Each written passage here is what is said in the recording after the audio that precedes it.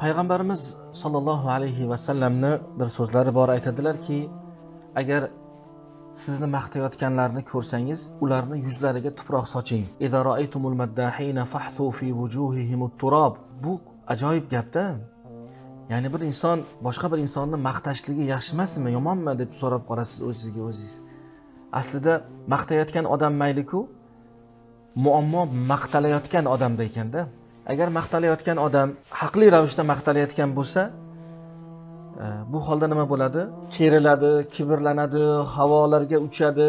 Qarabsizki, oxirida ixlosiga zarar yetadi, o'zini o'zi yaxshi ko'rib ketadi-da borgan sari. Agar maqtalayotgan narsasi yolg'on bo'lsa, ya'ni yolg'onda kam maqtashayotgan bo'lsa, buni yo'q narsalar bilan maqtashayotgan bo'lsa, buni musibati yana ham yomonroq. Unda yolg'ondan xursand bo'layotgan bo'ladi. U bilib turibdi-ku, menda yo'q narsani siz meni maqtayapsiz. Men bilib turib bundan xursand bo'lsam, demak sizni yolg'onchiligingizga sherik bo'layapman, sizni botilingizga sherik bo'lib qo'llab-quvvatlayapman-da.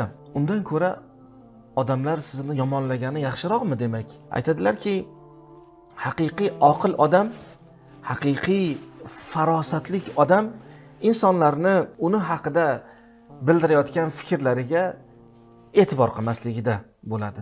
Ya'ni haqiqiy oqil, farosatli odam insonlar men haqimda nima deyapti, bunga aslo qaramaydi.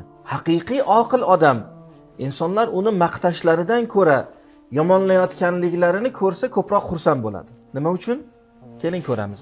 Agar sizni yomonlashayotgan bo'lsa, sizni tanqid qilishayotgan bo'lsa va bu tanqid rost bo'lsa, haqiqatda sizda bor bo'lgan bir ayb bilan sizni yomonlashayotgan bo'lsa, siz dars olasiz. O'sha kamchilikdan qutulishga harakat qilasiz. O'sha gunohdir, o'sha ma'siyatdir, o'sha kamchilikdir, nima bo'lsa bo'lsin, uni bartaraf qilishga harakat qilasiz. Bu yaxshimi? Albatta yaxshi. Agar odamlar sizda yo'q bo'lgan narsa bilan sizni yomonlayotgan bo'lsalarchi, unda sabr qilasiz. Unda sizga ajr bor. Gunohlaringiz to'kilyapti, ajringiz ortyapti, sizni darajalaringiz yuksalishligiga sabab bo'lyapti. Ana endi o'zingiz ayting, sizni maqtaganlarimi yaxshiroq, yomonlaganlarimi?